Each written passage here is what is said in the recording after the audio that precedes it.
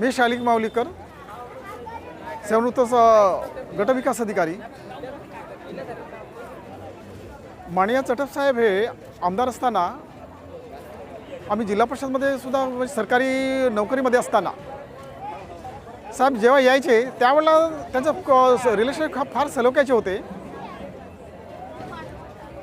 त्यांनी कार्यालयीन अधिकारी कर्मचाऱ्यांना कधी चुकीची कामं करायला कधीच सांगितलं नाही.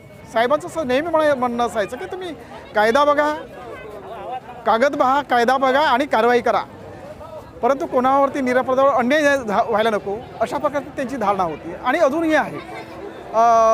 मी सेवणूत झाल्यानंतर मला असा अनुभव आला की आमदार चटप साहेब शिक्षणाबाबतीत फार मोठे अलर्ट आहेत.